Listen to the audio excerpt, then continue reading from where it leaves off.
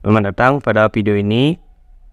Di sini saya sebagai anggota kelompok 13 dari kelas IKI, di mana di kelompok 2 ini terdiri dari Kadek Wedonarta, saya sendiri dengan 2 digit NIM terakhir 25, kemudian Igede Dendra Dwija Puridiasta dengan 2 digit NIM terakhir 21, dan Kadek Agung Kanha Wiswambara dengan 2 digit terakhir 43.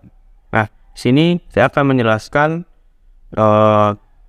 tugas terkait algoritma brute force dan rekursif, di mana pada tugas ini saya mendapat pembagian, di mana di bagian 1 saya mendapat soal nomor 2 dan pada bagian 2 saya mendapat soal nomor 3. Nah, langsung saja masuk ke dalam pembahasannya. Jadi pada bagian pertama saya mendapatkan soal terkait the segment problem, di mana diberikan n step dan n tugas, di mana step diberikan sebuah tugas. Nah, artinya step SI ditugaskan ke tugas TJ dengan biaya CIJ. Nah, pertanyaan pertama terkait permasalahan ini adalah mengapa algoritma ini diperlukan. Yang kedua, bagaimana rancangan algoritma yang akan saya buat. Kemudian nanti saya akan memeriksa kebenaran algoritma yang saya buat, dan yang terakhir adalah mencoba menyelesaikan permasalahan dengan terdapat 4 step dan 4 tugas. Baik, yang pertama, kenapa algoritma ini diperlukan atau penting? Jadi menurut saya pribadi, algoritma ini diperlukan pertama untuk mempermudah pembagian tugas yang dilakukan dengan biaya yang lebih optimal, dimana jika pembagian tugas dilakukan secara manual, bisa saja biaya yang dikeluarkan itu tidak begitu optimal, dan jika pun kita mencarinya secara manual dengan menghitung satu persatu secara manual tanpa adanya algoritma ataupun program, itu pasti memerlukan waktu yang cukup lama dalam pembagiannya, sehingga dengan adanya algoritma ini ataupun program ini, pembagian tugasnya dapat lebih cepat dan lebih optimal, sehingga dapat menghemat waktu pembagian tugas dan juga biaya yang akan dikeluarkan dalam pengerjaan tugasnya. Nah, kemudian ada perancangan atau konsep algoritma yang akan saya buat nantinya adalah, yang pertama, akan mencari semua kemungkinan pembagian tugas yang dapat terjadi, di mana satu step mengerjakan satu tugas.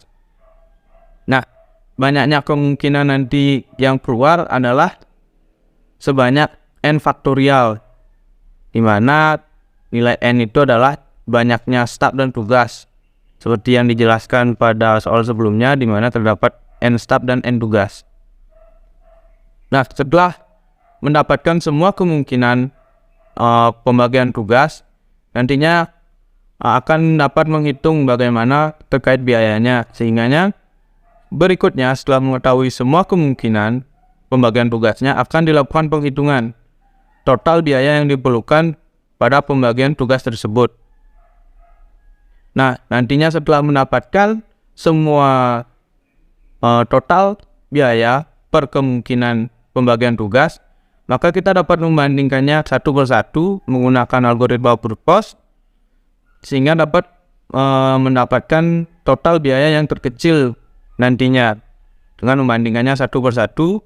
Dan setelah mendapatkan biaya yang paling terkecil, maka kita dapat mendapatkan hasil pembagian tugas yang paling optimal, di mana step 1 mengerjakan tugas yang mana, step 2 mengerjakan tugas yang mana, dan seterusnya, dan juga total biaya yang diperlukan.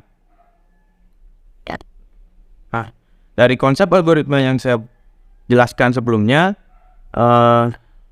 ini merupakan contoh pseudocode dengan menerapkan algoritma yang saya jelaskan sebelumnya, di mana pada program ini sendiri menggunakan algoritma brute force, di mana akan melakukan pengecekan satu persatu.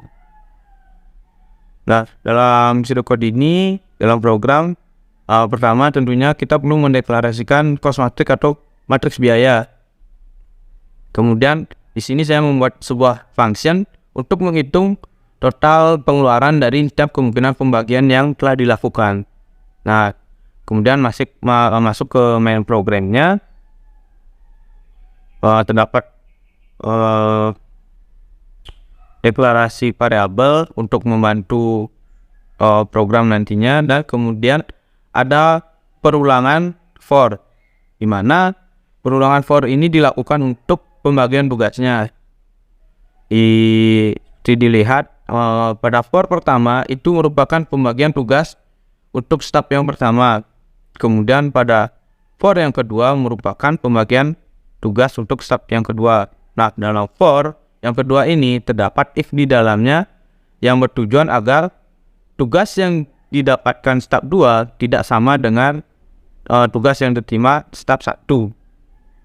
Nah, kemudian for yang terakhir atau yang ketiga adalah untuk pembagian tugas step yang ketiga, di mana juga terdapat if yang bertujuan agar tugas yang diterima step 3 tidak sama dengan tugas step 2 dan step 1. Nah, untuk step yang keempat sendiri nantinya akan mengambil sisa tugas yang belum diambil oleh step 1, 2, dan 3. Dimana di sini saya mengilustrasikannya dengan variabel TS4 sama dengan 6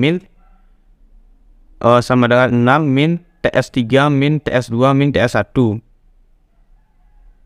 Nah, kemudian hasil pembagian tugas tersebut akan disimpan pada sebuah variabel. Nah, nantinya akan dilakukan for lagi sekali untuk menyimpan pembagian tugas yang telah dilakukan berdasarkan banyaknya kemungkinan, dimana di sini banyaknya kemungkinan itu berada pada variabel index. Seperti itu, sehingga perlu juga variabel index yang nantinya akan diincrement di dalam perulangan. Nah, setelah melewati pembagian tersebut, pembagian tugas, maka akan dilakukan perhitungan total biaya yang diperlukan pada setiap kemungkinan pembagian tersebut. Nah, setelah mendapatkan hasil total per kemungkinannya, maka akan dilakukan perulangan lagi sekali untuk mencari biaya yang paling sedikit atau yang paling optimal. Sebenarnya di sini terdapat for lagi sekali untuk memeriksa mana biaya yang paling optimal. Nah, setelah mendapatkan biaya paling optimal tersebut, maka program akan menampilkan solusi yang paling optimal dengan juga menampilkan pembagian dari step 1 mengerjakan tugas yang mana, step 2 mengerjakan tugas yang mana, dan seterusnya. Dan yang paling bawah akan menampilkan total biaya yang diperlukan, seperti itu. Nah, kemudian masuk ke dalam pembuktiannya. Pada pembuktian ini saya menggunakan array yang seperti ini, di mana terdapat biayanya dilambangkan dengan variabel, tidak dengan huruf, dan dengan ilustrasi tab 1, tab 2, tab 3, tab 4, step S, step T, step U, dan step V. Nah, pada pembagian pertama akan seperti ini, di mana step S mengambil step S atau step 1 mengambil tugas 1, step T atau step 2 mengambil tugas 2, dan seterusnya, di mana saya memberikan warna merah muda seperti ini untuk melambangkan biaya yang diperlukan pada kemungkinan pertama. Nah, di sini tampil seperti ini. Step S mengambil tugas 1. Nah, setelah itu kemungkinan kedua akan seperti ini dan akan dicatat kembali. Kemungkinan ketiga, kemudian kemungkinan keempat, kelima, dan yang keenam. Nah, pada pembuktian ini sendiri saya hanya menunjukkannya sampai kemungkinan yang keenam, karena jika menunjukkan secara keseluruhan itu diperlukan waktu yang cukup lama dan cukup panjang, dan nantinya juga pada soal berikutnya akan saya jelaskan melalui program yang telah saya buat. Nah, kemudian setelah mendapatkan kemungkinan semuanya, maka program akan melakukan perhitungan biaya yang diperlukan pada setiap kemungkinan pembagiannya. Di contoh pada kemungkinan pembagian pertama, maka biayanya adalah A tambah F tambah K tambah P. Seperti pada kemungkinan yang pertama sebelumnya berbentuk diagonal seperti ini, dan pada pembagian-pembagian berikutnya. Nah, setelah mendapatkan total biayanya, kemudian masuk kepada pencarian nilai yang paling optimal. Nah, di sini saya menjelaskan pseudocode-nya kembali, di mana membuat variabel minimum cost atau minimum biaya sama dengan total cost pada indeks yang pertama atau pada pembagian yang pertama ini. Dia akan mengambil nilai yang di sini. Nah, pada pseudocode ini sebenarnya melakukan pencarian nilai terkecil pada sebuah array, sehingga terdapat looping untuk mengecek satu persatu nilai array ataupun nilai pembagian yang telah ditemukan sebelumnya untuk mencari nilai yang paling terkecil. Nah, setelah mendapatkan nilai yang terkecil, sini terdapat print, sehingga program akan menampilkan solusi yang telah didapatkan, seperti yang saya jelaskan sebelumnya pada pseudocode-nya. Nah, mungkin sekarang saya akan menjelaskan terkait soal nomor 4, di mana terdapat 4 step dan 4 tugas. Nah, di sini saya akan menjelaskan pada compilernya langsung atau menunjukkan programnya langsung. Nah, di sini sudah terlihat program yang telah sebelumnya saya buat, di mana saya menggunakan bahasa pemrograman C++ untuk menerapkan algoritma sebelumnya yang telah saya sampaikan. Mana di sini terdapat deklarasi, matriks biaya, kemudian pencarian yang sebelumnya saya jelaskan pada pseudocode. Nah, pada program saya ini sendiri, saya menambahkan sebuah perulangan kembali, di mana tujuan dari saya menambahkan ini adalah untuk menunjukkan pembagiannya atau proses pembagian yang terjadi pada program.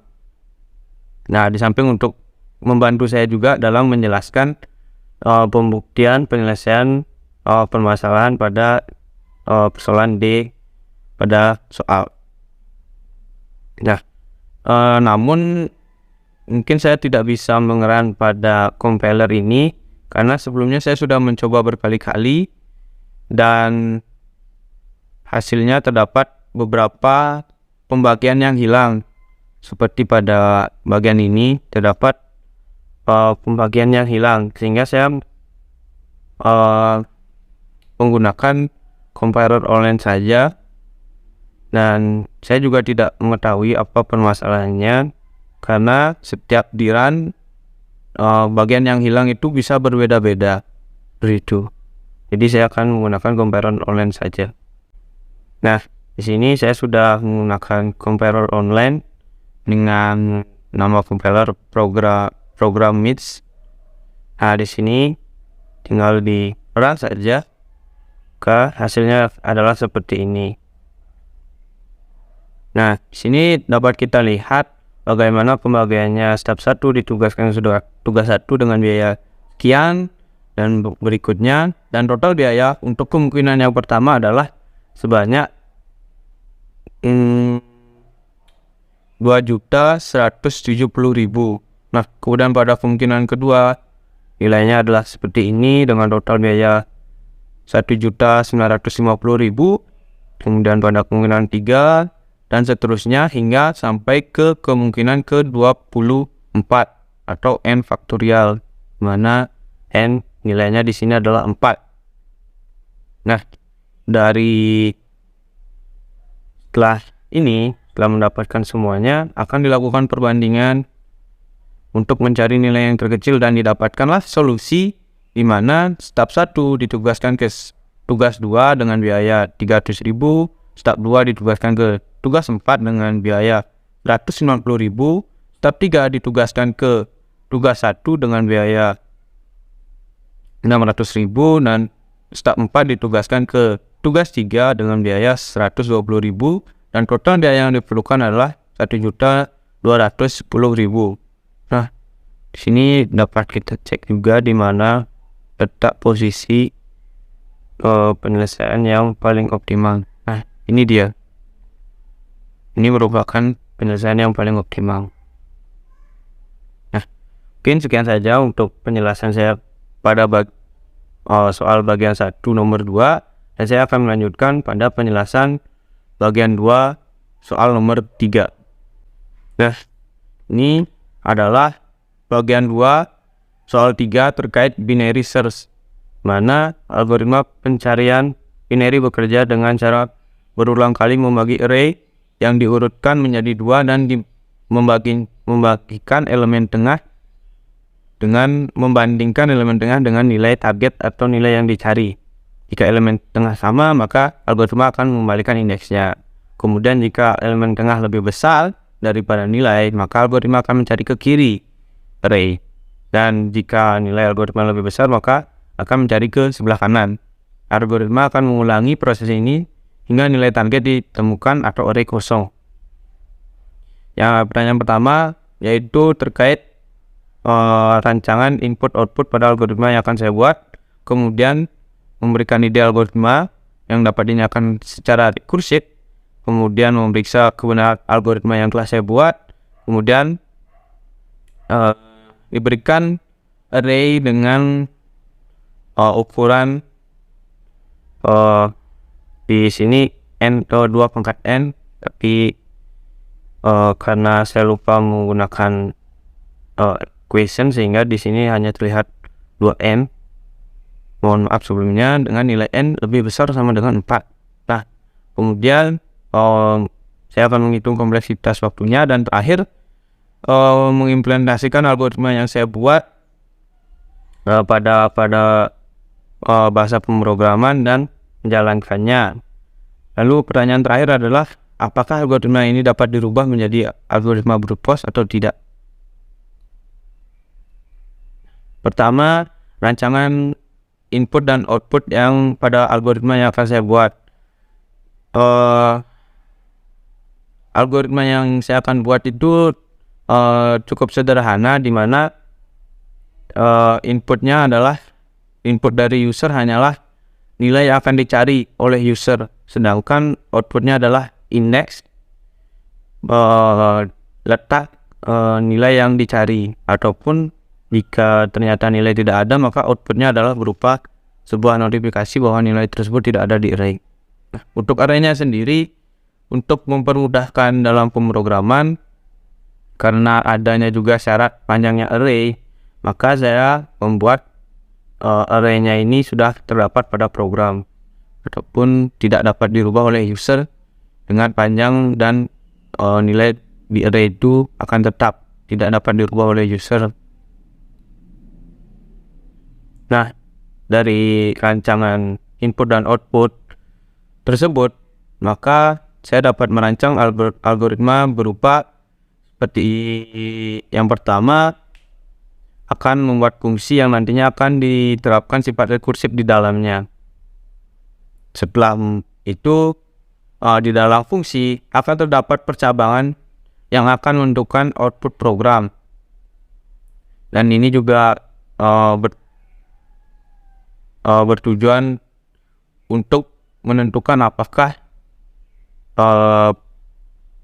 program akan melakukan rekursif lagi atau memanggil fungsinya itu kembali atau tidak. Nah, dan dalam percabangan itu sendiri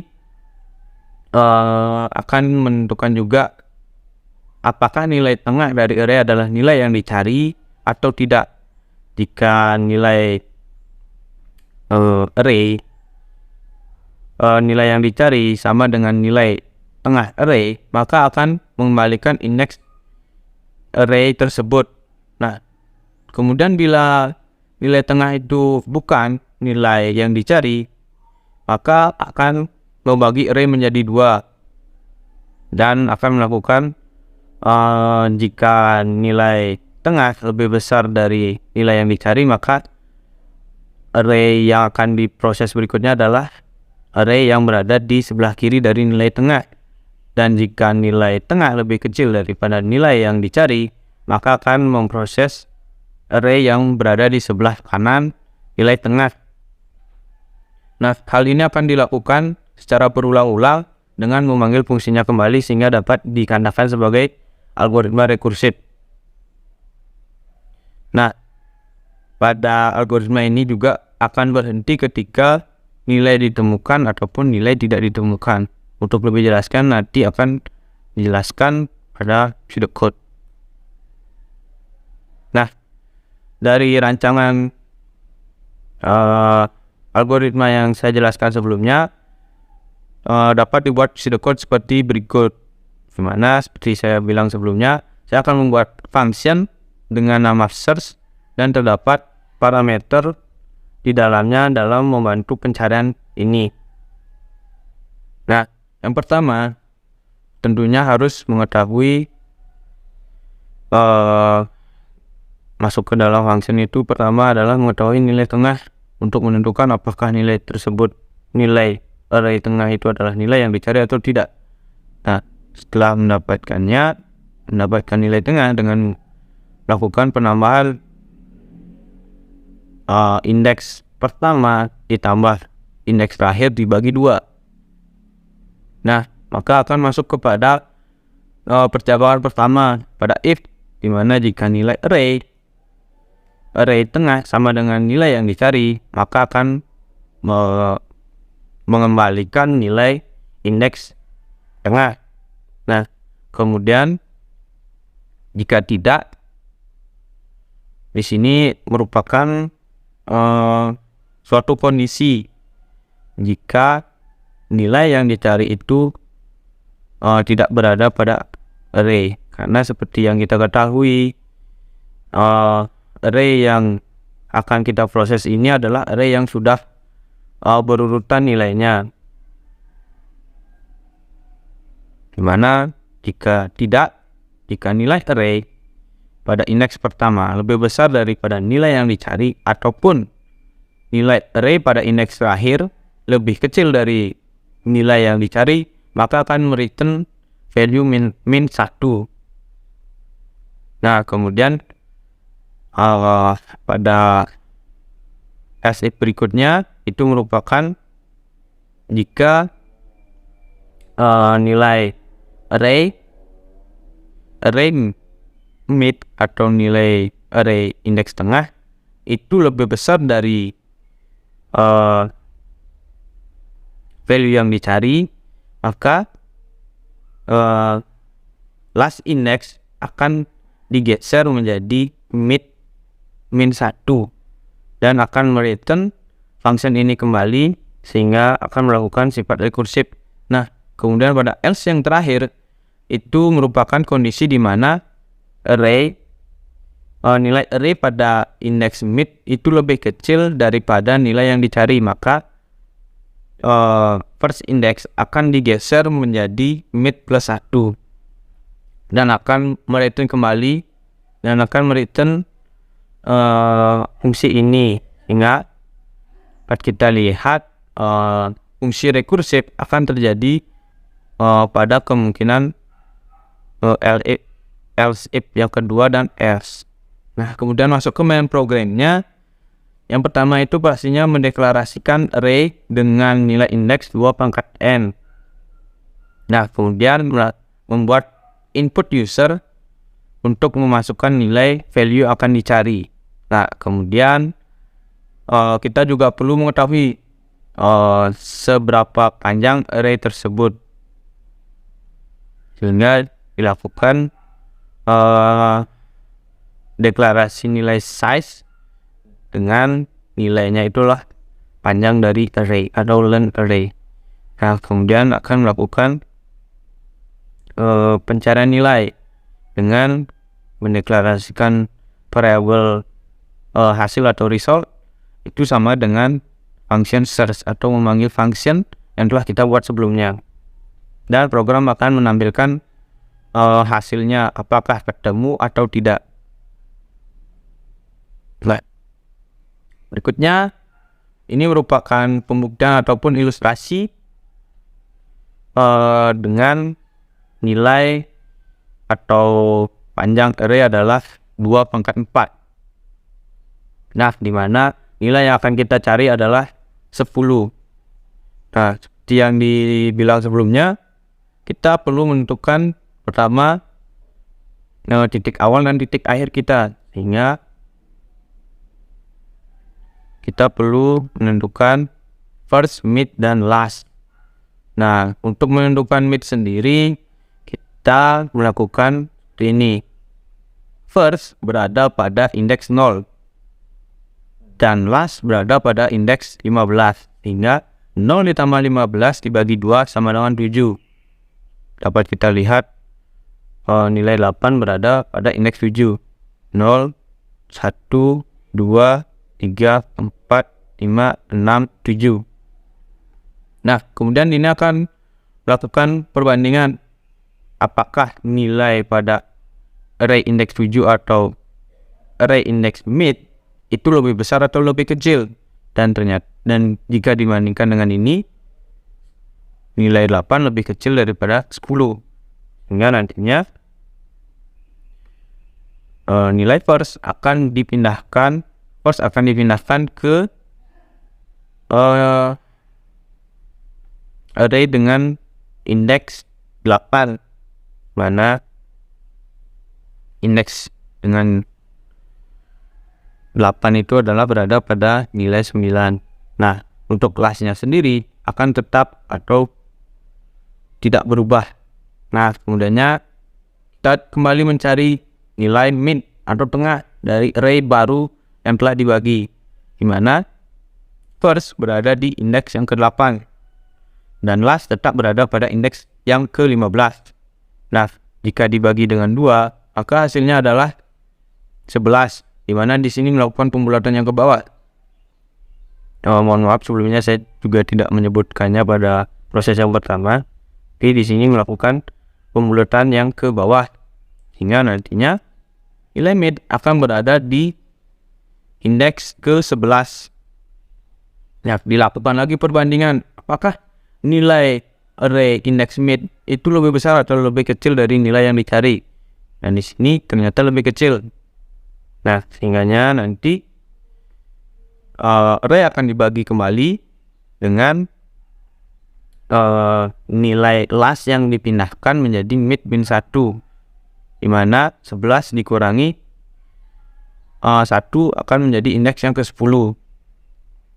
Nah, kembali lagi dicek untuk mencari nilai tengahnya, di mana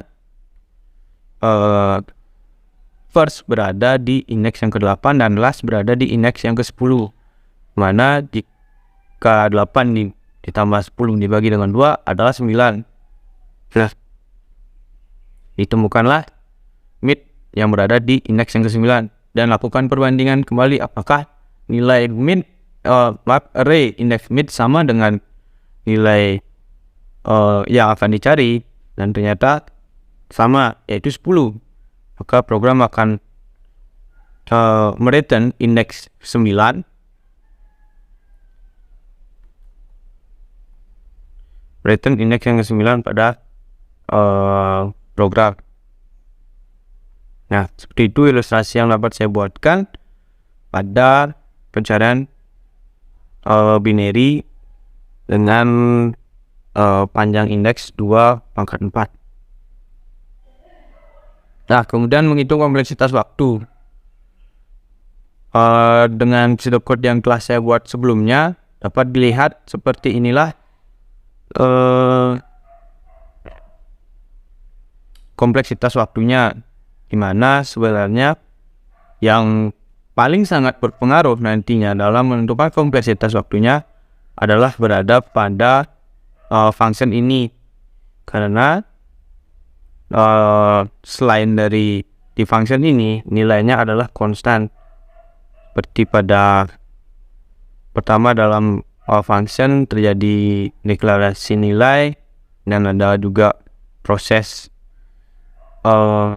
penambahan dan pembagian sehingga kompleksitasnya di sini 3. Nah, dan untuk inti dari kompleksitas ini sendiri adalah berada pada fungsi ini, karena pada nilai return adalah dengan n/2, di mana pada return ini array telah dibagi menjadi 2, hingganya dia akan melakukan perulangan sebanyak n/2 lalu dibagi lagi n/2 n/2. Nah, kemudiannya seperti yang kita ketahui, nilai n adalah 2 pangkat k, dengan maksimal perulangan yang dapat terjadi adalah log 2n. Dan nantinya maksimal perulangan inilah yang dapat kita jadikan sebagai kompleksitas waktunya, dimana dapat saya ketahui bahwa nilai kompleksitas waktunya adalah log n. Nah, sebagai contoh nilainya mungkin seperti 2 pangkat 3, maka dia akan menjadi 8 jika log 2n, di mana n itu adalah 8, maka maksimal perulangan yang dapat terjadi adalah sebanyak 3 kali.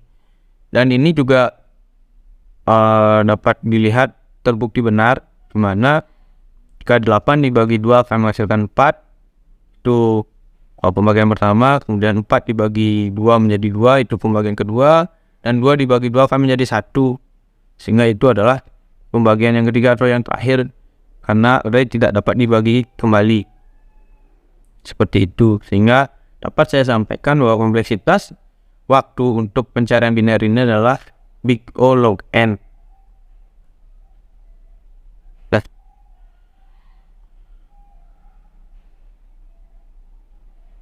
Nah, kemudian untuk berikutnya saya akan melakukan implementasi algoritma yang telah saya buat pada program yang telah saya buat.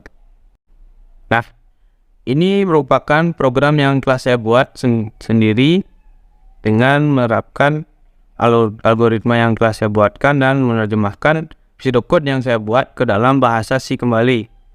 Nah, di sini dapat dilihat yang saya membuat function pada C dengan function integer dengan nama cari dan dengan variabel dan prosedur seperti yang terdapat pada pseudocode yang telah saya buat.